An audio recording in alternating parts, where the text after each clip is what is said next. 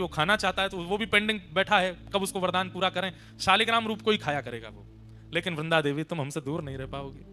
अच्छा, ये तो केवल एक कथा थी, पर वास्तविकता भूमंडल पर वृंदा को प्रकट करने के लिए कोई चाहिए। जैसे राम जी को आने के लिए दशरथ और कौशल्या चाहिए, ठाकुर जी को आने के लिए देवकी वसुदेव चाहिए। विश्व का कल्याण करने वाली बंधुओं, दो ऐसे रत्न हैं हमारी पृथ्वी पर, इन रत्नों का नित्य आश्रय लेने वाला व्यक्ति कभी यमलोक के दर्शन नहीं करता। उसमें पहला श्री गौ माता और दूसरी वृंदा देवी तुलसी महारानी। इनका नित्य दर्शन करने वाले को कभी यमलोक का दर्शन नहीं होता। तो वृंदा तो ठाकुर जी की ही है। अभी सुनिएगा कथा, वो तो आना चाहती है पृथ्वी पर, श्री कृष्ण आएंगे तो लीला के लिए वृंदा को प्रकट होना है, पर वृंदा ऐसे सामान्य रूप से प्रकट नहीं होगी, उसके लिए पृष्ठभूमि चाहिए। ऐसे कोई कौशल्या जैसी, कोई देवकी जैसी, कोई यशोदा जैसी मां चाहिए। तो भगवान ने जलंधर की पत्नी वृंदा को माध्यम बनाया। क्यों? श्राप देने के बाद में वृंदा ने प्रण लिया कि मैं अब अपने पांच भौतिक देह को नष्ट कर दूंगी। और जैसे ही वृंदा ने अपने शरीर को जलाकर के भस्म बनाया, भस्म जैसे ही बनी, ठाकुर जी ने गोलोक धाम की ओर देखा और श्री गोलोक धाम से श्री वृंदा देवी की मंजरियों को लाया गया। और भगवान ने कहा, अब पृथ्वी पर सबसे शुद्ध तुलसी के प्राकट्य होने की अगर कोई पृष्ठभूमि है, कोई मिट्टी है, कोई रज है, तो वो वृंदा, पातिव्रती वृंदा की ये शरीर की जो भस्म है ये है। इसमें इन मंजरियों को बो दो। जैसे ही तुलसी की मंजरियां उस भस्म में बोई गईं, उसी भस्म से, उसी रज से, जो पतिव्रता नारी वृंदा थी उसके शरीर की रज से जो प्रकट हुई, वही है श्री तुलसी महारानी। बोलो तुलसी महारानी की जय। भगवान बोले, अब मंगल होगा विश्व का मंगल करने वाली अब तुलसी जी गोलोक धाम से भूमि पर प्रकट हो चुकी हैं। सामान्यतया तुलसी जी को नहीं लाया गया। तुलसी जी के लिए कितना बड़ा योजना बनाई गई। बोले अखंड पतिव्रता नारी होगी, उसके कोख से तुलसी जी प्रकट होंगी। पर तुलसी जी क्योंकि एक वृक्ष के रूप में प्रकट होने वाली हैं, तो इनके लिए कोख क्या है? रज। कोख क्या है? मिट्टी। और वो कैसे बने? बोले पतिव्रता नारी जब अपने शरीर का त्याग करके रज बन जाएगी तो उससे प्रकट होंगी तुलसी। तो वृंदा जी की रज से तुलसी महारानी प्रकट होंगी और तभी देवी देवता प्रकट हो गए। क्यों? नारायण भगवान तो धीरे धीरे पाषाण बन गए, शालिग्राम बन गए, और यहां वृंदा महारानी तुलसी जी के रूप में प्रकट हो गई। तुरंत देवी देवता आए, आकर के गठबंधन किया और तुलसी शालिग्राम जी का विवाह कर दिया, दोनों को एक कर दिया आज ही के दिन। इसलिए आज तुलसी शालिग्राम विवाह महोत्सव भी है, तुलसी शालिग्राम जन्म महोत्सव भी है। आज शालिग्राम जी की जन्म तिथि भी है, तुलसी जी की जन्म तिथि भी आज ही के दिन प्रकट हुई है, आज ही के दिन इनका प्रादुर्भाव हुआ है। ऐसी वृंदा महारानी, तुलसी महारानी को हम बारंबार प्रणाम करते हैं, शालिग्राम प्रभु को हम बारंबार वंदन करते हैं। बंधुओं, हमारे कई शास्त्रों के अनुसार माताएं शालिग्राम जी की पूजा नहीं करती, पर माताओं को विशेष रूप से तुलसी जी की पूजा करने का अधिकार है। भाई लोग शालिग्राम जी की पूजा करें और माताएं तुलसी जी की आराधना करें, शालिग्राम जी से भी अधिक फल मिलता है तुलसी जी की पूजा करने से। कहते हैं जिस घर में तुलसी जी विराजमान होती हैं उस घर में कभी यमराज नहीं जाते। जिस घर में तुलसी जी की आराधना होती है विधिवत रूप से, उस घर में पितरों को तर्पण आदि किया जाता है, पितरों का पिंडदान आदि किया जाता है। पर वास्तविकता में जिस घर में तुलसी हरी भरी खूब मात्रा में विराजमान होती हैं, उस घर के पितृ मुक्त हो ही जाते हैं। जिस घर में चंदन घिसने के बाद में तुलसी जी को थोड़ा सा, तुलसी जी की जो काष्ठ होता है या तुलसी जी का पत्र घिस करके चंदन में अगर मिला दिया जाए थोड़ा सा, और उसको ठाकुर जी को निवेदित किया जाए, फिर ठाकुर जी को निवेदित करने के बाद अपने अंग पर लगाया जाए, तो जन्म से लेकर के तुलसी अंकित चंदन लगाने तक, उस दिन तक जितने पाप बने सब नष्ट हो जाते हैं तुलसी जी का चंदन लगाने से। तुलसी जी के जो काष्ठ हैं, तुलसी जी की जो लकड़ी होती है, हमने परम पूजनीय प्रातः स्मरणीय श्री मलुक पीठ वाले महाराज जी को देखा, इतनी बड़ी तुलसी जी की काष्ठ एक रहती है उनके पास, उसमें नित्य अग्नि प्रज्वलित करते हैं और उस तुलसी जी के काष्ठ की अग्नि से 1000 दिए जलाते हैं महाराज जी नित्य संध्या में शाम को। तो हमने महाराज जी से पूछा, मैंने महाराज जी इसका क्या फल है? तो महाराज जी बोले तुलसी जी के काष्ठ से एक दिया प्रज्वलित करने से 1000 दिए प्रज्वलित करने का फल मिलता है। दिए प्रकट करते ही ठाकुर जी को जब अर्पित किया जाए, ठाकुर जी बड़े प्रसन्न हो जाते हैं। पर तुलसी जी के काष्ठ से जब दिया जलाया जाता है तो एक दिया जलाने के 1000 दिया जलाने का फल, मतलब ठाकुर जी अत्यंत प्रसन्न हो जाते हैं। लेकिन महाराज जी 1000 दिए जलाते हैं नित्य एक तुलसी काष्ठ से, और इतने छोटे छोटे छोटे छोटे दिए 1000 दियों का एक इतना बड़ा बना लेते हैं, उसको प्रज्वलित करते हैं और फिर ठाकुर जी की आरती करते हैं। उससे ठाकुर जी इतने प्रसन्न होते हैं उससे। तो हरी भरी तुलसी हो तब मत कुछ करना, जब काष्ठ कहीं तुलसी जी के आसपास कहीं प्रकट हो जाए, टूट के अपने आप नीचे आ जाए, उसको संभाल के रख लीजिए। नित्य उस काष्ठ में थोड़ी अग्नि प्रज्वलित करो, उससे दिया जलाओ, दिया जलाने के बाद उस अग्नि को बुझा के उसकी रज अपने माथे से लगा के काष्ठ को रख दो।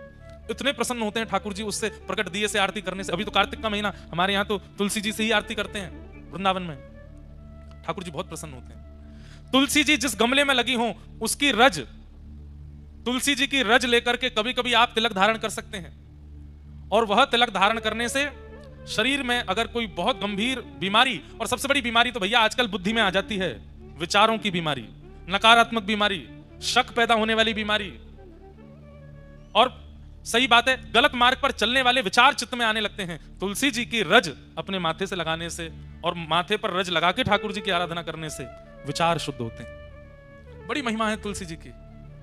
ऐसी तुलसी महारानी को हम बारंबार प्रणाम करते हैं। इस भाव से आज के दिन श्रीमन नारायण शालिग्राम रूप में प्रकट हुए और तुलसी जी के साथ में उनका विवाह। कभी आप लोग हनुमान चालीसा का पाठ करते हैं, अपनी गुरु परंपरा का पाठ करते हैं, अरे छोटे छोटे बच्चे अध्ययन भी करते हैं, अपने पढ़ाई स्कूल की कर रहे हैं, तो तुलसी जी का गमला तो बहुत सामान्य, उठा करके अपने कक्ष में विराजमान कर लो पढ़ते समय, और अपने पास में तुलसी जी रख करके आप पढ़ना प्रारंभ कीजिए। जो पढ़ेंगे भूलेंगे नहीं। ये एग्जाम देने वाले बच्चों को एक हम युक्ति बता दे रहे हैं। तुलसी जी का गमला उसकी पहले, और ऐसे नहीं कि वैसे तो तुलसी जी को पूछते नहीं, एग्जाम वाले दिन ही ले गए उठा करके, बैठो तुलसी जी पास कराओ, नहीं। तुलसी जी की नित्य आराधना आज से ही शुरू कर दीजिए। आज्ञा लेकर के तुलसी जी के पत्र तोड़ने चाहिए। द्वादशी के दिन तुलसी जी के पत्र नहीं तोड़ने चाहिए। तुलसी जी के जितने भी पत्र और आदि आदि जो नीचे गिर जाते हैं उन सबको भी प्रणाम करके सबको इकट्ठा करना चाहिए। अगर वो बहुत सूख जाए तो उनका चूरा बना करके, जिस दिन निषेध है तुलसी जी तोड़ना, उस दिन वही प्रयोग करके ठाकुर जी का भोग लगाया जा सकता है। और तुलसी जी की एक और महिमा, अगर तुलसी जी तोड़ नहीं सकते हैं, तुलसी जी का चयन नहीं कर सकते हैं, तो ठाकुर जी पर चढ़ी भई तुलसी उठाओ, उस पर नेक जल डालो, वही दोबारा भोग में अर्पित कर दो, वो पवित्र ही मानी जाती है। तुलसी जी की बनी कंठी माला कंठ में धारण करने वाले व्यक्ति के पीछे पीछे ठाकुर जी खिंचे चले जाते हैं। जहां जहां वो व्यक्ति जाता है ठाकुर जी कहते हैं मैं संगे ही रहता हूं। जो गले में कंठी माला पहनता है तुलसी जी के, जो तुलसी जी के मन के पर नाम जप करता है, भगवान कहते हैं कि उसके नाम जप से, मंत्र जप से मैं बहुत प्रसन्न रहता हूं। उसके नाम में, मंत्र में फिर आलस्य, दंभ आदि आदि जो विकार हैं ये आने बंद हो जाते हैं अगर वो तुलसी जी पर नाम उच्चारण करता है तो। और सीधी बात, आप अन्य किसी भी भाव में अगर नाम जप करते हैं तो ठाकुर जी को पता तो चल जाता है नाम जप कर रहा है, पर तुलसी जी पर जब नाम जप करते हैं तो ठाकुर जी थोड़ी पे हाथ धर के सुनते हैं आपके नाम जप को, आपके मंत्र को, आपके भाव को। ठाकुर जी को इतना प्रसन्न है। ऐसी तुलसी जी की महिमा है, उन्हें हम बारंबार वंदन करते हैं, बारंबार प्रणाम करते हैं। बोलो तुलसी महारानी की। मेरे अंगना में तुलसी को बिरवा, मेरे अंगना में तुलसी को बिरवा। अरे भैया, या पद में किशोरी जी बताई के गई हैं। बरसानो बता दियो, अपनो नाम बता दियो, अपनी गली बता दी, मोहल्ला बता दियो, लेकिन अंत में ठाकुर जी को क्या बता के गई किशोरी जी? मेरे अंगना में तुलसी को बिरवा, मेरे अंगना में तुलसी को बिरवा, मेरे अंगना में तुलसी को बिरवा, मेरे अंगना में तुलसी को बिरवा, ओ मेरे अंगना में तुलसी को बिरवा, मेरे अंगना में तुलसी को बिरवा, हाँ मेरे अंगना में तुलसी को बिरवा, मेरे अंगना में तुलसी को बिरवा। तुलसी निशानी बताए गई रे, तुलसी निशानी बताए गई रे, हाँ तुलसी निशानी बताए गई रे, तुलसी निशानी बताए गई रे। कौन बरसाने की छोरी राधा गोरी गोरी, बरसाने की छोरी राधा गोरी गोरी, बरसाने की छोरी राधा गोरी गोरी, बरसाने की छोरी राधा गोरी गोरी। ओ करके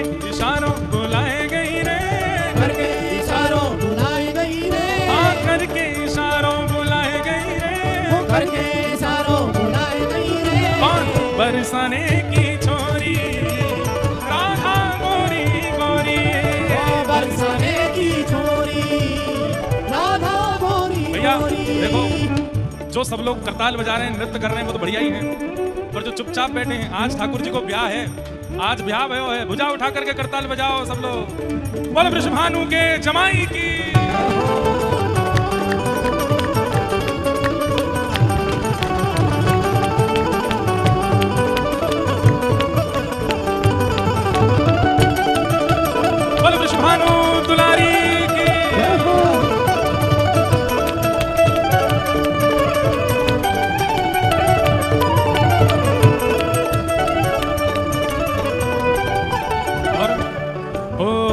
जो कान्हा मेरो काम न जाने, जो कान्हा मेरो काम न जाने, जो कान्हा मेरो काम न जाने, जो कान्हा मेरो काम न जाने, ओ मेरो काम न जाने, मेरो काम न जाने, मेरो काम न जाने, मेरो काम न जाने। अरे ये तो सब कोई जाने। सब कोई जाने। किशोरी जी कह रही है मेरो काम न जाने, वो तो सबन को पता है। अरे मेरो काम न जाने, मेरो काम न जाने, मेरो काम न जाने, मेरो काम न जाने। अरे ये तो सब कोई जाने, सब कोई जाने, ये तो सब कोई जाने, सब कोई जाने। ओ मेरो काम न जाने, मेरो काम न जाने, मेरो काम न जाने, मेरो काम न जाने। जो कान्हा मेरो काम न जाने, कान्हा मेरो काम न जाने, जो कान्हा मेरो काम न जाने। कान्हा मेरो काम न जाने। ऊंचो बरसानो बताए गई रे, ऊंचो बरसानो बताई गई रे, हाँ ऊंचो बरसानो बताए गई रे, ऊंचो बरसानो बताई गई रे। कौन बरसाने की छोरी, राधा गोरी गोरी, ओ बरसाने की छोरी, राधा गोरी गोरी, बरसाने की छोरी, राधा गोरी गोरी, बरसाने की छोरी, राधा गोरी गोरी। गिरिराज धरने की।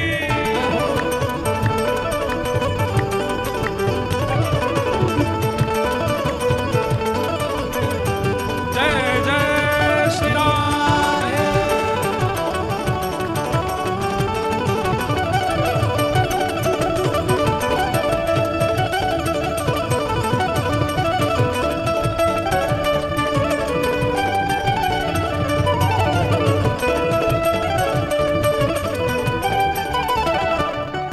ओ सब सखियन में श्यामा जो प्यारी, हम सखियन में श्यामा प्यारी, सब सखियन में श्यामा जो प्यारी, सब सखियन में श्यामा प्यारी, ओ श्यामा जो ओ प्यारी। श्यामा प्यारी, भुजा उठा के पूरे बेग से कहो, ओ मेरी श्यामा जो प्यारी, मेरी श्यामा प्यारी, मेरी श्यामा जो मेरी प्यारी, श्यामा प्यारी, वृषभानु दुलारी, श्यामा दुलारी, बरसाने वाली, बरसाने वाली, मेरी श्यामा जो प्यारी, मेरी श्यामा प्यारी, मेरी श्यामा जो प्यारी। मेरी श्यामा प्यारी, सब सखियन में श्यामा जो प्यारी, सखियन में श्यामा प्यारी, ओ सब सखियन में श्यामा जो प्यारी, सखियन में श्यामा प्यारी, हाँ सब सखियन में श्यामा जो प्यारी।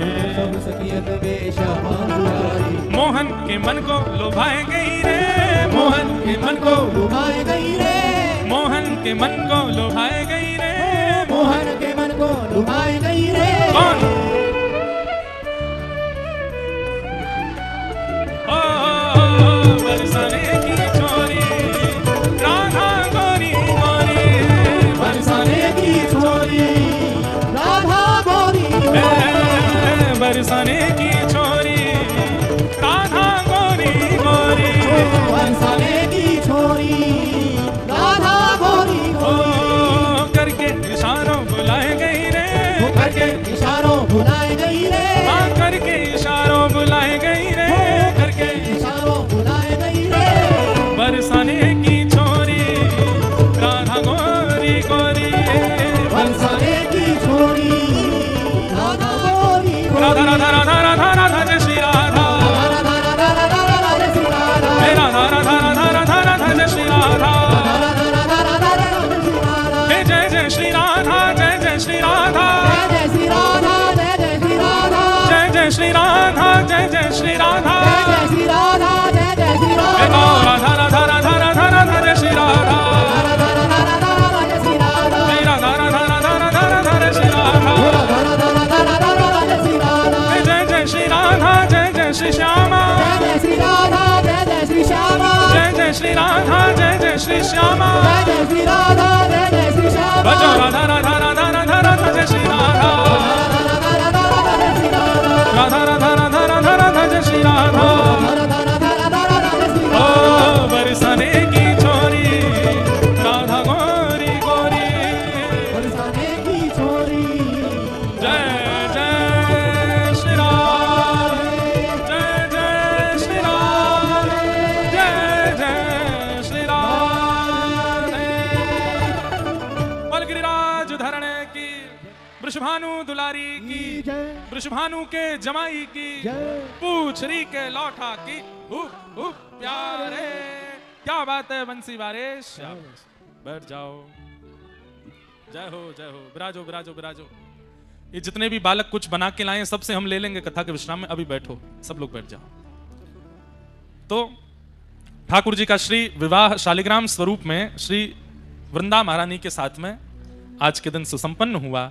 और ये विवाह सब देवताओं ने मिलकर के कराया। उसी विवाह के मंगल विधान को हम लोग करके आज कथा में विराजे, इसलिए इस कथा का कहना सुनना अति अनिवार्य था। बोलो तुलसी शालिग्राम भगवान की। माताओं से हमारी विनती कि वे तुलसी आराधन खूब भाव से करें और भाई लोग श्री शालिग्राम भगवान की खूब मंगल सेवा करें। दंपति जब मिलकर के तुलसी शालिग्राम सेवा करते हैं नियमित रूप से, जैसे उसके नियम है उसी भाव से करते हैं, तो ऐसे दंपतियों में कभी विद्वेष विद्रोह और विक्षोभ नहीं होता। शालिग्राम जी और तुलसी मैया दोनों दंपतियों को समीप ही रखते हैं, कभी उनमें मन मुटाव आदि कभी प्रकट नहीं होता। इस प्रकार से आज के मंगल भाव को प्रणाम। जन्माद्यस्य यतोऽन्वयादितरतः चार्थे स्वविज्ञ स्वराट तेने ब्रह्महृदायादि कवये मुह्यन्ति यत्सूरयः तेजो वारिमृदां यथा विनिमयो यत्र त्रिशर्गो मृषा धाम्ना स्वेन सदा निरस्तकुहकं सत्यं परम धीमहि। बंधुओं, हमें ऐसा संकेत प्राप्त हुआ आज कि कई बालक और कई लोग गुजरात के दीक्षा क्रम के बारे में जानकारी चाह रहे हैं। तो उन सब के लिए हमारी ऐसी प्रार्थना है, आगामी 4 तारीख को, यानी कि आज 2 है, कल 3, परसों 4 तारीख को वैकुंठ चतुर्दशी है। और वैकुंठ चतुर्दशी हमारे श्री वैष्णव संप्रदाय में उसकी बड़ी महत्ता है। उसी दिन सुबह के सत्र में दीक्षा क्रम होगा और कल कथा प्रारंभ से पूर्व, मतलब यहाँ 7:30-8 बजे तक कथा का समय है, लोग बाग भोजन करके आते हैं, तो इसलिए उससे पूर्व आकर के 6 बजे यहाँ पर नामांकन होंगे। सब लोगों को अपना नाम पता गोत्र सब यहाँ लिखवाना है। जिनकी दीक्षा होनी है परसों केवल वही लोग। यहाँ 6 बजे से लेकर के और 7:30 बजे तक के लिए बाहर एक काउंटर लगेगा, वहाँ अपना नाम पता गोत्र। वैसे हमारा मन तो नहीं था, अब अगले वर्ष का ही क्रम था, पर बहुत भावनाएं आई तो फिर गुजरात बार बार आना नहीं होता। वैसे हम आ रहे हैं दोबारा गुजरात जनवरी में, 2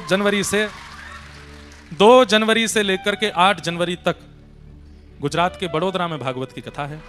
और वहाँ नव वर्ष 2026 के उपलक्ष्य में आप सब लोगों के बीच में श्री वृंदावन प्रकट उत्सव श्रीमद् भागवत की कथा हम लोग श्रवण करेंगे। तो वैसे तो उसमें भी है, लेकिन तब शायद व्यस्तता ज़्यादा रहेगी, इसलिए गुजरात के जितने भी वैष्णव हैं वो जो दीक्षा के इच्छा बहुत ज़्यादा रखते हैं, वे लोग कल यहाँ 6 से 7:30 बजे तक नामांकन करा सकेंगे। और परसों सवेरे लगभग 8 बजे से दीक्षा का क्रम होगा। और कहाँ क्रम होगा वो जब आप नामांकन कराएंगे तो आपको एड्रेस पता चल जाएगा।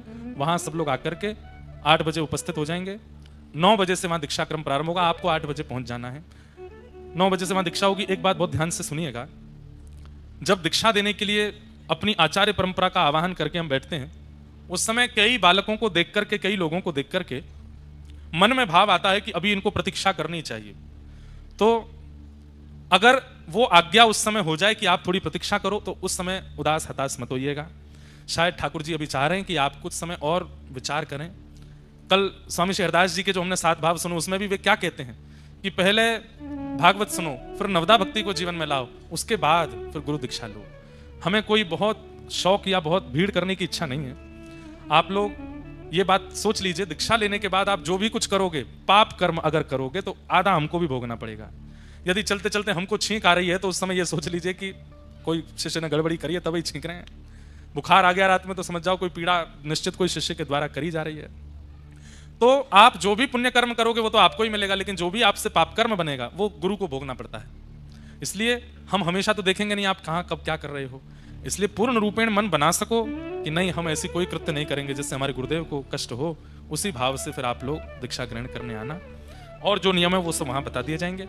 5 तारीख को सबसे मिलने का क्रम रखा गया है। सब लोग वहां जो एड्रेस दिया जाएगा वहां सब लोग 11 बजे सुबह एकत्रित होकर के, देव दिवाली है, हम लोग तो उत्सव मनाएंगे शाम को कथा में आने से पूर्व, पर आप लोग सुबह 11 बजे वहां उपस्थित हो जाइएगा। वहां फिर गिरधर लाल जी के दर्शन और सबसे मिलने का एक क्रम रखेंगे 5 तारीख को, तो वो ऐसे क्रम रहेगा। आप सब लोग बाकी फिर हम यहाँ थोड़े डोलेंगे भी ना। एक दिन उमिया माता के कल दर्शन करने जाएंगे, एक दिन यहाँ पास में ही सिद्धपुर में जहां हमारे भगवान के परम अवतार श्री कपिल भगवान ने देवभूति माता को ज्ञानोपदेश किया, जिसके बाद देवभूति माता सिद्धता नाम की नदी के रूप में प्रकट हो गई।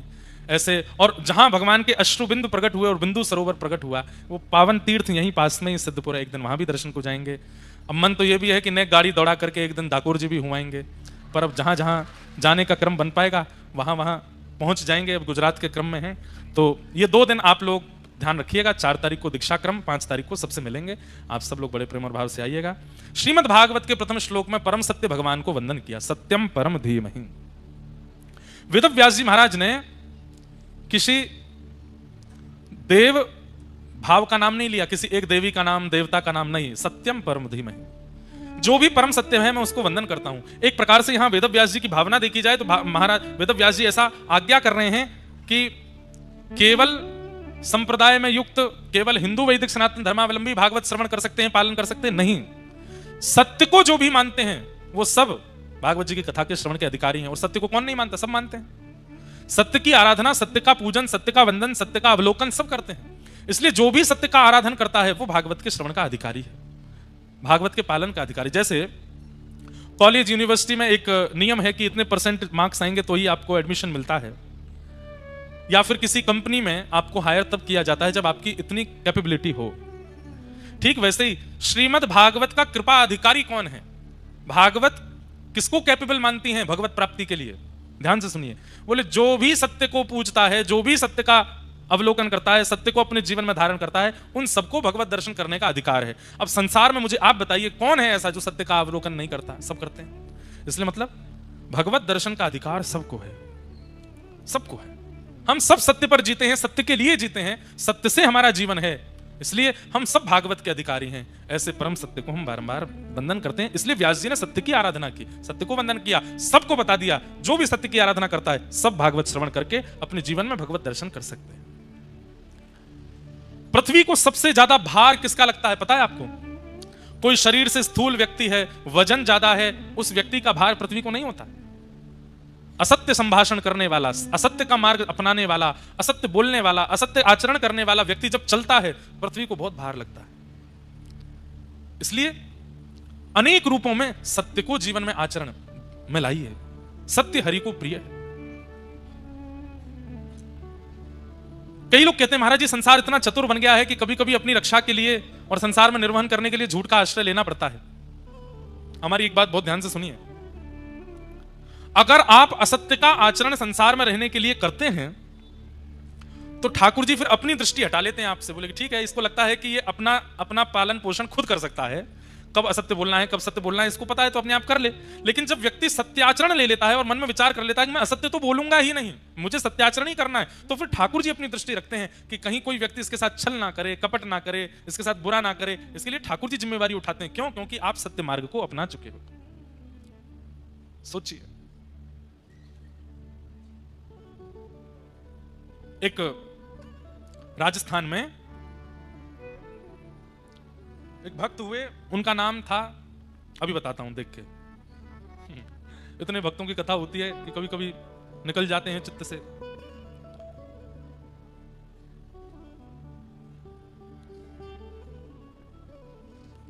तो राजस्थान में एक भक्त हुए और नाम तो हमें स्मरण में नहीं आ रहा पर उनकी कथा सुना देते हैं। हाँ आ गया नाम, घाटम दास। क्या नाम था? घाटम दास। उनकी लीला कथा हमने कई बार सुनाई है कथाओं में, पर एक बात कितनी सुंदर है उनकी लीला कथा की, ध्यान से सुनना। तो राजस्थान में जयपुर के पास में आमेर एक जगह है, वहीं आसपास ही घाटम दास जी रहते थे। और आप पुश्तैनी चोर थे। कौन थे?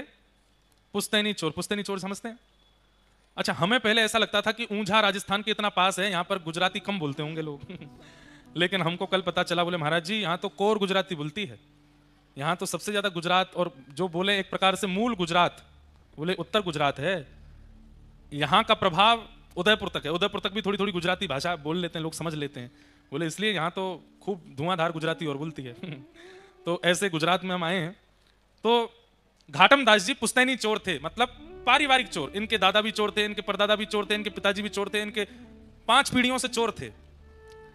तो घाटम दास जी रोज रात्रि में बैठ जाते थे और अपने पुत्र को भी साथ में लेके जाते थे, छोटे से, उसको भी सिखाना है चोरी कैसे होती है।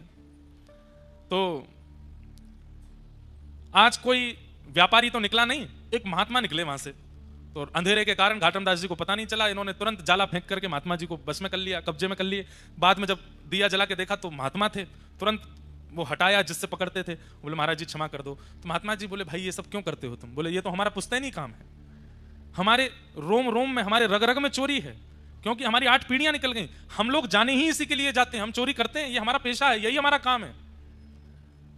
अगर कोई हमको दान पुण्य करके कुछ दे जाता है तो हमारे घर में भोजन जब बनता है तो उसमें स्वाद नहीं रहता, चोरी के भोजन में ही स्वाद आता है।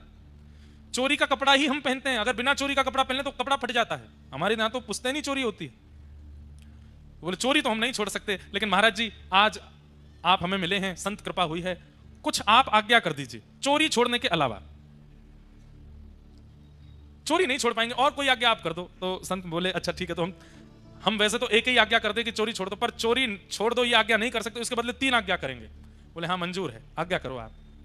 बोले पहली आज्ञा सदा सत्य बोलना, चोरी करना पर सत्य बोलना, ठीक है। दूसरी आज्ञा जो भी चोरी करके लाओ उससे थोड़ा अंश संतों की सेवा में लगाना, संत सेवा करना, साधु संतों की सेवा करना। और जो भी खाओ उसे पहले भगवान को अर्पण करना, भगवान की आरती दर्शन करना, मंदिर में जब भी कहीं मंदिर दिख जाए रुक करके प्रणाम करना। 3 आज्ञा कौन कौन सी? पहली आज्ञा सदा सत्य बोलना, दूसरा संत महात्माओं की सेवा करना, और इसी दूसरी आज्ञा में ही था कि ठाकुर जी को निवेदित करके पाना, जो भी पाओ भोग लगा के पाना। और तीसरा कभी भी मंदिर दिखे, कोई स्थान ऐसा देव स्थान दिखे तो रुक करके प्रणाम करना, जो आज्ञा। ये 3 काम तो मैं कर लूंगा। वो ठीक है। अब धीरे धीरे घाटम दास जी चोरी में निपुण होते गए, संत कृपा से उनकी इतनी बढ़िया बढ़िया चोरी होने लगी, खूब धन हो गया उन पे। अब वो तो महाराज गुरुजी के आश्रम में जाते, भंडारा कराते, गुरुजी का आश्रम भी बनवा दिया, सब कुछ कर दिया उन्होंने। लेकिन एक दिन उनके मन में आ गया, बताइए गुरुजी की कृपा से मुझे सब कुछ प्राप्त हो गया, आज तक मैं पकड़ा भी नहीं गया, पर गुरुजी की जो प्रथम आज्ञा थी, सबसे पहली आज्ञा जिसके लिए मैंने मना किया, वही मैंने मना कर दिया कि मुझे मत आज्ञा करो, क्यों ना मैं चोरी छोड़ दूं। उनके मन में भाव आया कि अब मैं चोरी छोड़ देता हूं। धीरे धीरे उन्होंने चोरी छोड़ दी, लेकिन बेटे से कहा तू करता रहे, मैं छोड़ देता हूं। गुरु जी के यहां वार्षिक उत्सव होता था गुरु पूर्णिमा का। इस बार घाटम दास जी बोले कि अब इतना धन धान्य, बेटा इतना निपुण नहीं है, ज्यादा धन है नहीं घर में, गुरु जी के यहां कुछ लेकर के जाना है। आप लोग ये मत सोच लेना कि हम ऐसा कह रहे हैं कि गुरु जी के यहां जाने के लिए धन ना हो तो चोरी करके भी लेके जाया जा सकता है। हमको सब कवर अप करके बोलना पड़ता है, क्योंकि आजकल सोशल मीडिया पे लोग आगे पीछे की काट के डाल देते हैं वीडियो। देखो महाराज जी बोले गुरु घर जाते समय दक्षिणा चोरी करके भी ली जा सकती है, इसलिए हम पहले ही संकेत कर रहे हैं आप ऐसा मत करना। तो घाटम दास जी बोले चोरी तो मैं करता नहीं, घर में इतना धन नहीं कि गुरु जी को दे सकूं। ठीक है, अब वयोवृद्ध तो मैं हो ही गया हूं, एक आखिरी बार चोरी कर लेता हूं गुरु जी को दक्षिणा देने के लिए। बोले क्या करें? बोले आखिरी बार कर रहे हैं तो बड़ी चोरी करते हैं, कोई छोटी मोटी नहीं। तो राजा एक श्वेत घोड़े पर बैठ करके घूमता है, जिस घोड़े की कीमत लाखों बताई गई। अगर वो घोड़ा मैं चुरा लूं राजा का तो मेरा काम बन जाएगा, उस घोड़े को बेच करके घर भी चल जाएगा, गुरु जी के यहां सेवा भी हो जाएगी। घाटम दास जी गए, एक सामान्य से घोड़े पर बैठ करके गए, जैसे ही राजभवन में प्रवेश करने लगे सैनिकों ने रोक लिया। कौन हो? घाटम दास जी बोले गुरु जी की आज्ञा है, सत्य बोलना है, चोर हूं। सैनिकों से बोले चोर हूं। सैनिक बोले बताओ कोई चोर कहता है कि मैं चोर हूं? ये जरूर कोई राजा का निज सिपाही है, हमने पूछ लिया कौन हो तो बुरा मान गया, तो बोल रहा है चोर हूं। अब भैया बुरा क्यों मान रहे हो आप? हमको कुछ, हमारा तो फर्ज है पूछना कौन हो, इसलिए हमने पूछा कौन हो। बोले चोर हूं, मैं भी तो बता रहा हूं। सैनिक बोले ज्यादा ही बुरा मान गए। अच्छा भैया किस काम से आए? बोले चोर हूं, चोरी करने आया हूं। सैनिक बोले भैया हमें तो ऐसा लगता है ज्यादा बुरा मान के कहीं राजा से शिकायत करके हमको निकल, गेट खोलो जल्दी जाने। बोले भैया ठीक बुरा मत, जाओ अंदर जाओ। भीतर जाने दिया। घाटम दास जी बोले जय हो गुरुदेव, बड़ी कृपा, सत्य बोल रहा हूं फिर भी नहीं रोक रहा कोई। भीतर प्रवेश मिल गया, राजा के घुड़साल में गए, अपना घोड़ा छोड़ दिया, राजा के घोड़ा पे बैठे निकलने लगे। सफेद घोड़े पे बैठ के जैसे ही निकले,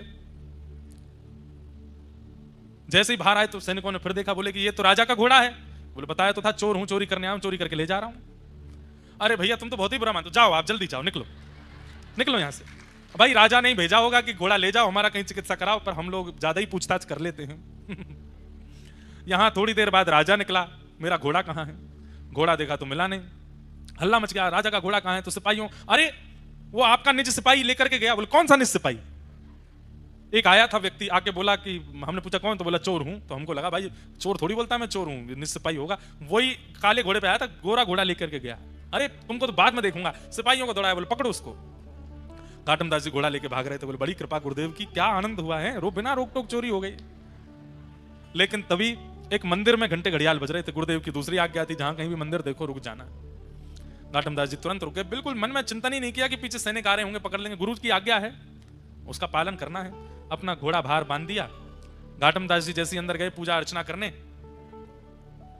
आहा, गुरु आज्ञा का ऐसा फल, वो गोरा घोड़ा काला पड़ गया अपने आप ही। और यहां सैनिक आए, सैनिक देख करके एक बार तो आगे भग गए, फिर देखा, बोले कि ये घोड़े की कद काठी, मुखमंडल तो वैसा ही है, लेकिन ये काला कैसे हो गया? अंदर देखा तो घाटम दास जी परिक्रमा कर रहे थे मंदिर की। बोले यही तो है वो चोर। पकड़ लिया सैनिकों ने। बोले तुम ही आए थे राजभवन में? बोले हाँ जी। क्या करने आए थे? बोले मैंने बताया तो था, चोरी करने आया था। राजा का घोड़ा चोरी करके भागा।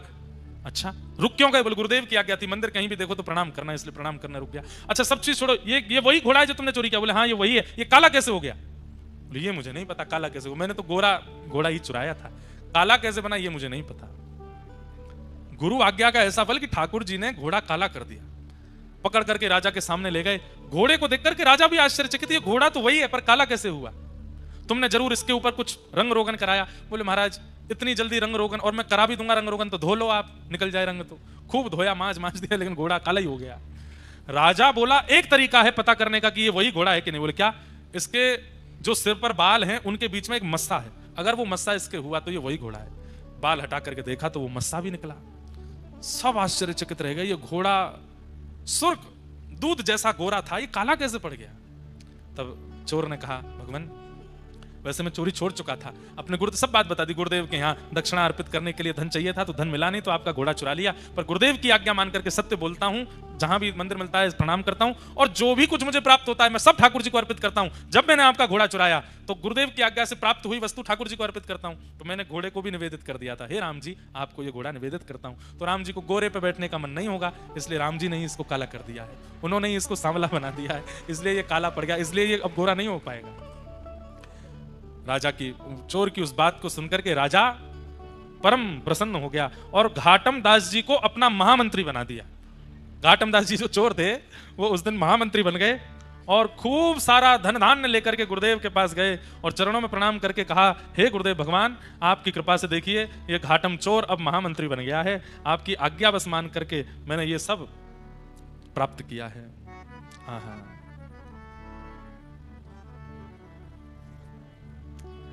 घाटम दास जी ने कई पद भी गाए। फिर उसके बाद जब महामंत्री कुछ दिन उस पद पर रहे और फिर उसके बाद उन्होंने महामंत्री का पद भी छोड़ दिया। बोले ठाकुर जी ने मुझे सब कुछ दे दिया, गुरुदेव ने सब कुछ दे दिया, अब मैं ठाकुर जी को क्या निवेदित करूं? तो लिखना शुरू किया, पद बना बना करके ठाकुर जी को निवेदित करने लगे। उनका अब एक दो पद हैं। एक पद क्या है?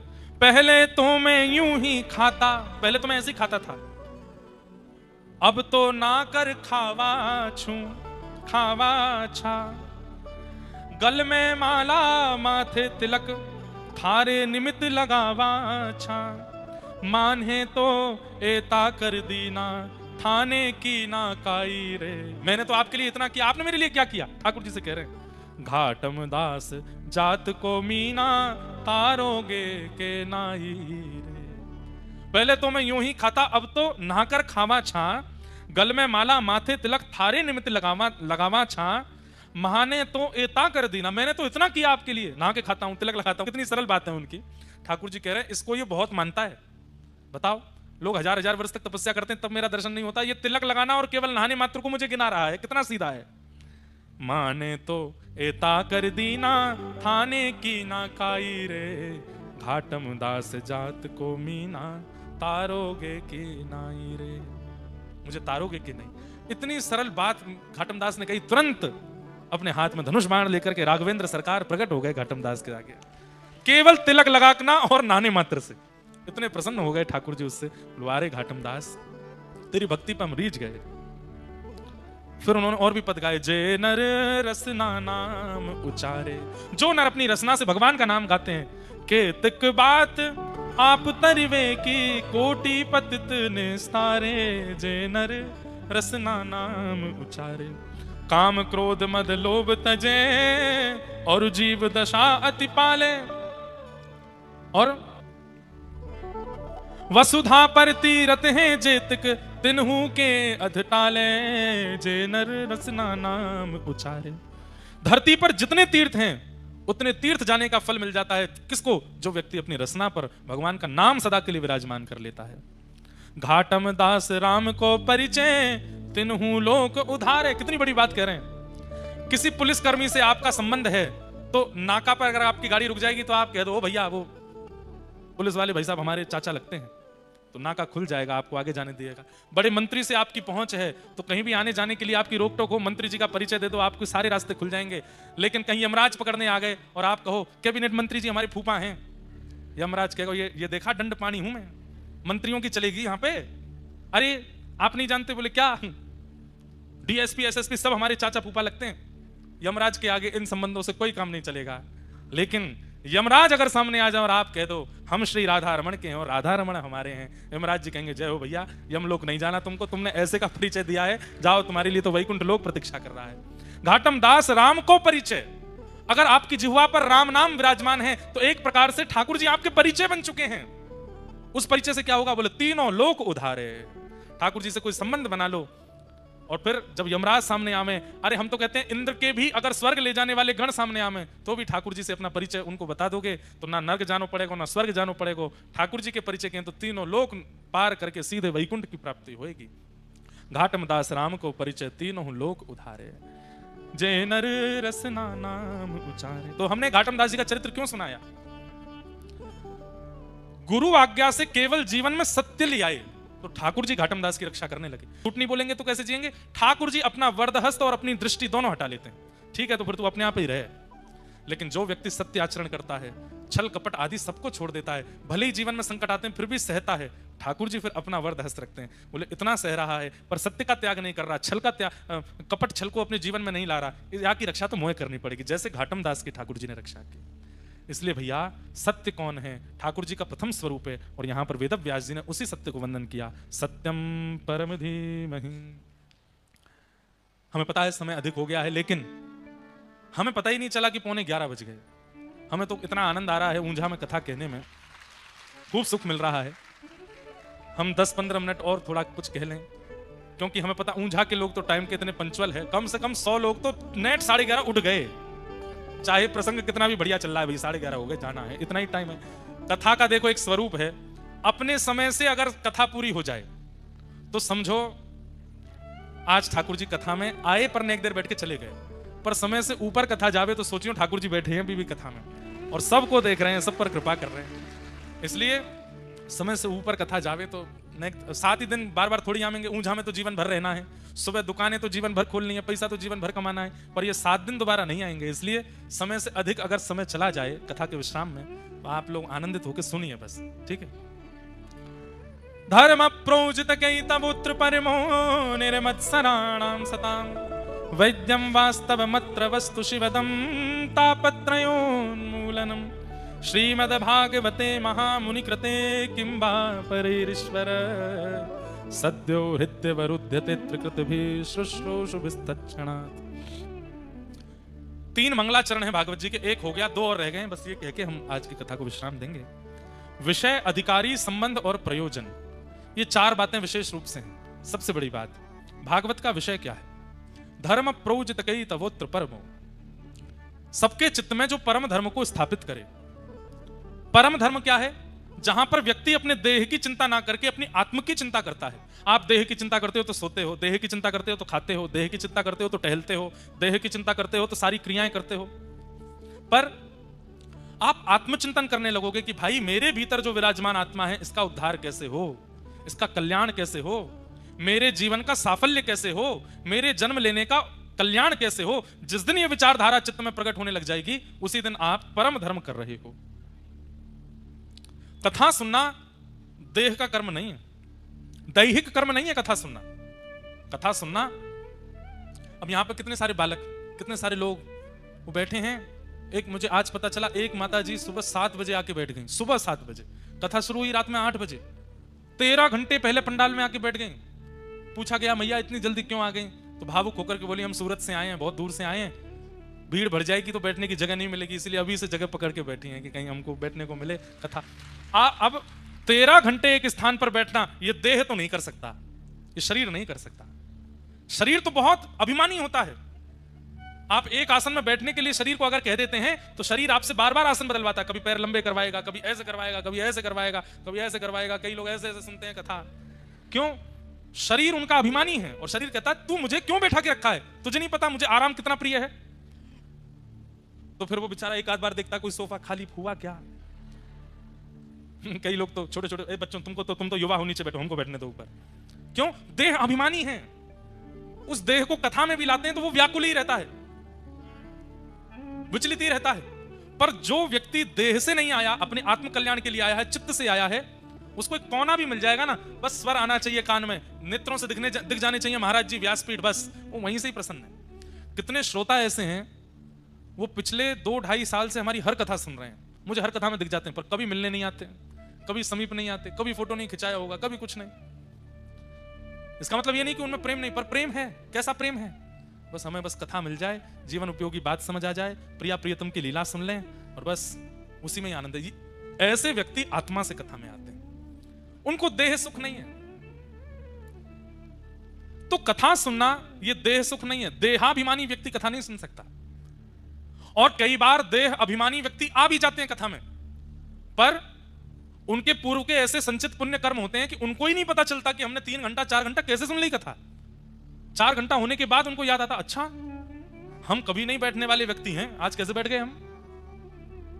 क्योंकि कथा शरीर के लिए भी नहीं होती, कथा आत्मा के लिए ही होती है। कान नहीं सुनते आपके, शरीर नहीं सुनता। आप यहां से बाहर जो कुछ भी सुनते हैं कान सुनते हैं, यहां से बाहर जो कुछ भी सुनते हैं मन सुनता है, बुद्धि सुनती है, पर कथा तो आत्मा सुनती है। इसलिए मुख प्रसन्न रहता है, रोंगटे खड़े होते रहते हैं, देह एक ही आसन में बैठा रह जाता है, नेत्रों से अश्रुपात होने लगते हैं। क्यों? वर्षों बीत गए, अब जाकर के आत्मा को प्रसाद मिल रहा है, आत्मा को वो मिल रहा है जो उसकी आवश्यकता है।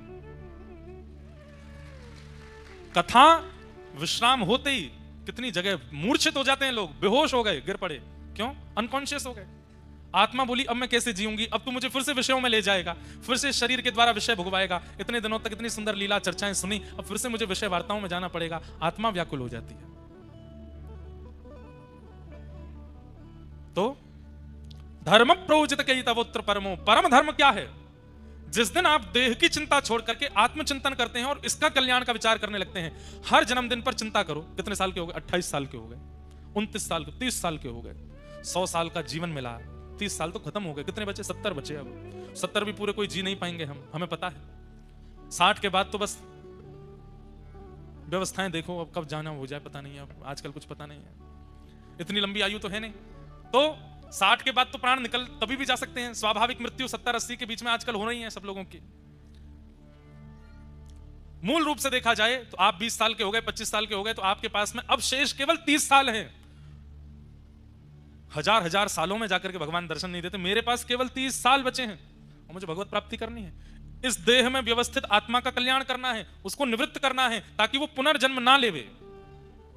आद्य गुरु शंकराचार्य भगवान कहते हैं मानव का एक ही उद्देश्य होना चाहिए, ऐसे कर्म करे कि दोबारा पृथ्वी पर ना आना पड़े। पुनरपि जननम पुनरपि मरणम पुनरपि जननी जठरे शयनम, बार बार मातृगर्भ में आना, और क्या पता अगला जन्म कहां हो। इसलिए इसी जन्म में अब शेष जीवन जो है वो ठाकुर जी को अर्पित करके, भगवत कथा श्रवण करके, भगवत वार्ताओं में रह करके, भगवत जनों का संग करके, भगवत लीलानु कथा में अपने आप को ओतप्रोत करके व्यतीत करना है। ठाकुर जी श्याम सुंदर को हम प्राप्त हो जाएं। ये विचार जिस दिन आपके चित्त में आ जाए उसी दिन आप धर्म से ऊपर उठ के अब परम धर्म कर रहे हो, क्योंकि अब आपको अपने अंदर विराजमान उस आत्मा की चिंता हो गई, उसके कल्याण का निवारण करना है। और भागवत धर्म से व्यक्ति को परम धर्म सिखाती है, मतलब देह सुख से आत्म सुख की ओर ले जाती है। इसलिए भागवत का यह विषय है, धर्म प्रयोजित कई तवोत्र परमो। इसके लिए सबसे पहले त्याग क्या करना पड़ेगा कि आपके चित्त में आत्म कल्याण की भावना प्रकट हो जाए। उसके लिए सबसे पहला आपको क्या करना पड़ेगा? तो निर्मत सराणाम सताम, दूसरे के सुख के प्रति जो आपके चित्त में ईर्ष्या होती है उसका त्याग करना पड़ेगा। किसी के भी उपलब्धि देखो, किसी के भी बारे में सुनो, किसी की भी प्रशंसा सुनो, सब सुनकर के आपके चित्त में आना चाहिए तेरा मंगल मेरा मंगल सबका मंगल हो रे। हे ठाकुर जी आप सबका मंगल करो। मुझे बहुत प्रसन्नता है कि वो व्यक्ति करोड़ों कमा रहा है, मुझे बहुत प्रसन्नता है उसका ब्याह बहुत अच्छे घर में हो गया, मुझे बहुत प्रसन्नता है वो व्यक्ति उपलब्धियों को प्राप्त कर रहा है। अब मुझे ईर्ष्या नहीं होती किसी से कि मुझसे कोई आगे निकल गया ना, सबसे प्रसन्न हूं मैं। ये जीवन में जिस दिन स्थिति बन गई आपकी, उसी दिन आप आत्म कल्याण के मार्ग पर आ जाओगे। और जब तक ये प्रतिस्पर्धा लगी हुई है, इसको मुझसे ज्यादा कैसे मिल गया, ये मुझसे आगे कैसे गया, इसको ये कैसे हुआ, इसकी इतनी प्रशंसा मत करो, मैं जानता हूं अंदर से वो कैसा है, ये सब भावनाएं, ये आत्म कल्याण में बाधा है। यहां पर काम का नाम नहीं लिया, क्रोध का नाम नहीं लिया, लोभ का नाम नहीं लिया, यहां पर नाम लिया ईर्ष्या का। इसका मतलब क्या है? काम क्रोध लोभ से भी ज्यादा बड़ा दोष यदि कोई है तो वो ईर्ष्या है। और एक बात बोल दूं, पंडाल में बैठे हर व्यक्ति में, मुझमें भी किंचित ईर्ष्या तो है, इसलिए ठाकुर जी से हम वंचित हैं। हम तो हर कथा कहने के बाद में अपने चित्त से कहते हैं कि ये ईर्ष्या दोष कम हो, ये दोष कम हो, और होता भी है। ठाकुर जी की कृपा से सत्य बता रहे हैं। ऐसा नहीं है कि हमसे सब प्रेम करते हैं, कई लोग हमसे भी ईर्ष्या करते हैं और हमें कोई आके बताता है आपके बारे में कोई ऐसा कह रहा था। अब भगवत कृपा से उनमें भी गुण ही दिखते हैं, कोई बात नहीं, अच्छा है। सब प्रेम करने वाले हो जाएंगे, ज्यादा मीठा खाएंगे तो शुगर हो जाएगी, एक आध करेला भी जीवन में आना चाहिए, ऐसी भावना चित्त में आती है। और यही सावधानी का काम है, क्या? ईर्ष्या ना हो किसी के भी प्रति, सबके प्रति प्रेम भाव, सबके प्रति मंगल भाव। तीसरी बात, जैसे ही आप सबसे ईर्ष्या करना बंद कर दोगे, लेकिन प्रयास तो कर रहे हैं, लेकिन ईर्ष्या छूट नहीं रही है। आपने प्रयास तो किया, आज सुनने के बाद मेरे बगल वाले दुकान वाले से मुझे ईर्ष्या होती है, लेकिन आज महाराज जी कह रहे हैं कल उससे ईर्ष्या नहीं करूंगा मैं, लेकिन कल जाते ही उसको देखते ही फिर से आई, दाढ़ी का गिर जाए, इसका पाम टूटे, फिर से ईर्ष्या आई, तो अब क्या करें? अब इस ईर्ष्या दोष को कैसे निकाला जाए चित्त से? तो अगली आज्ञा करते हैं, वैद्यम वास्तव मत्र वस्तु शिवदम। ठाकुर जी को अपना संबंधी बना लो, ठाकुर जी से कोई प्रगाढ़ संबंध स्थापित कर दो और नित्य ठाकुर जी से उस संबंध का निर्वहन करो। जैसे ब्याह होने के बाद में अब आपकी अर्धांगिनी है, पत्नी है, पत्नी के साथ आप व्यवहार रखते हैं, बच्चे हो जाने के बाद फिर आपकी एक जिम्मेवारी बढ़ जाती है। ऐसे ही ठाकुर जी से एक संबंध बनाओ और कल से ही उस संबंध का निर्वहन करो। अगर ठाकुर जी सखा हैं तो मित्र के साथ कैसे रहते हैं वैसे रहो। मित्र के साथ सबसे पहला स्वरूप। अच्छा एक और बात, अब मित्र के साथ तुम बहुत सारे व्यवहार करते हैं, वो सारे व्यवहार आप ठाकुर जी के साथ नहीं कर सकते। एक मूल रूप से विशेष व्यवहार क्या है जो आप मित्र के साथ करते हो कि आप अपने मन की सारी बातें उसको बताते हो। ये बात ठाकुर जी से करो, सब बताओ।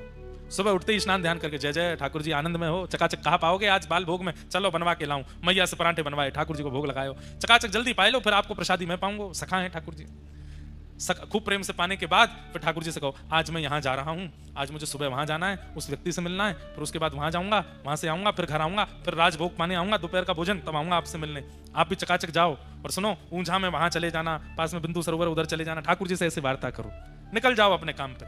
लौट करके घर आए फिर सब बताओ आज कहाँ कहाँ गए, किस किस से मिले।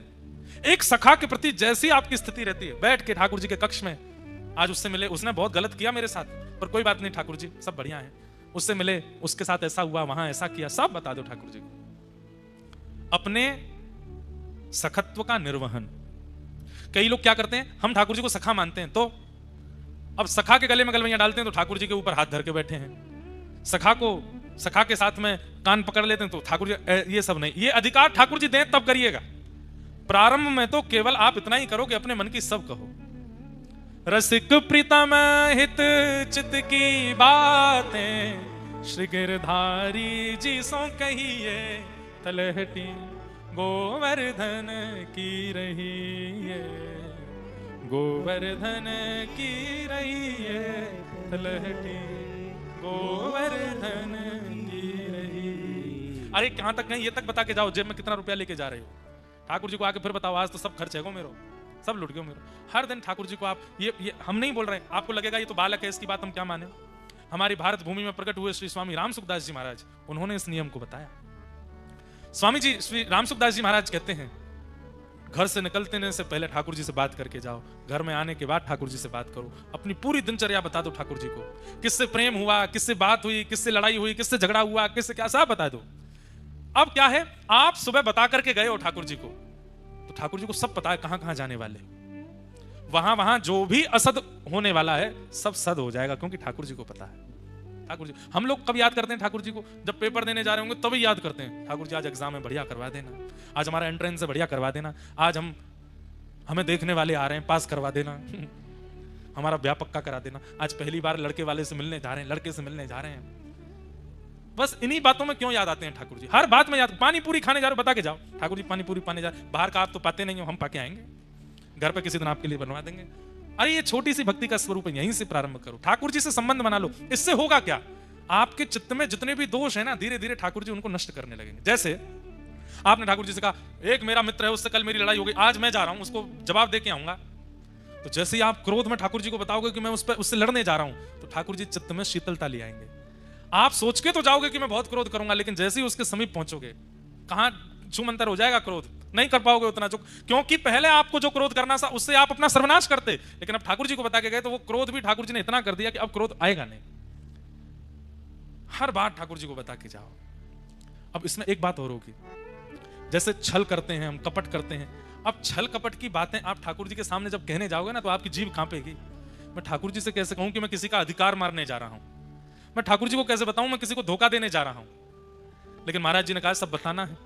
तो आप ठाकुर जी के सामने जब बोलोगे ना, नेत्रों से अश्रु निकल आएंगे, और ठाकुर जी उसी समय आपके मन को परिवर्तित कर देंगे कि मत करो छल, मत करो कपट, ज्यादा से ज्यादा करोड़ों का नुकसान ही तो होगा, रोटियां बंद नहीं होंगी तुम्हारी, मत करो छल कपट, रोक देंगे ठाकुर जी। अपनी हर स्थिति ठाकुर जी को बताओ। संबंध बनाने से क्या होगा? चित्त में जो दोष प्रकट होते हैं वो दोष नष्ट हो जाएंगे, उसमें ईर्ष्या दोष भी नष्ट हो जाएगा। वैद्यम वास्तव मत्र वस्तु शिवदम। और फिर इसका दूसरा फायदा क्या होगा? तो कहते हैं तापत्रयोन्मूलनम। जीवन में जितने भी ताप संताप हैं, धीरे धीरे धीरे धीरे ताप संताप तो जो प्रारब्ध में है वो आएंगे, पर उनसे होने वाली पीड़ा आपको नहीं सताएगी। आप उसमें प्रसन्न रहने लग जाओगे, उसमें आनंदित होने लग जाओगे। श्रीमद्भागवते महामुनि कृते किंबा परैरीश्वर सद्यो हृदयवरुध्यते त्रिकृतभिः शुश्रूषुभिस्तत्क्षणात् निगम कल्पतरोर्गलितं फलं सुखमुखादमृतद्रव संयुतं पिबत भागवतं रसमालयं मुहुरहो रसिका भुवि भावुका। ऐसे भागवत जी के इन तीनों मंगलाचरणों को हम प्रणाम करते हैं और आज की कथा को यहीं विश्राम देते हैं। कल पुनः आप सबके मध्य 7:30 बजे उपस्थित होंगे। आप सब लोगों को जय श्री कृष्ण, जय सिया राम, जय श्रीमन नारायण, जय श्रीमन्नारायण। श्यामा हृदय कमल सो प्रगट्यो, श्यामा हृदय कमल सो प्रगट्यो, श्यामा हृदय कमल सो प्रगट्यो, श्यामा हृदय कमल हमारे सो प्रगट्यो।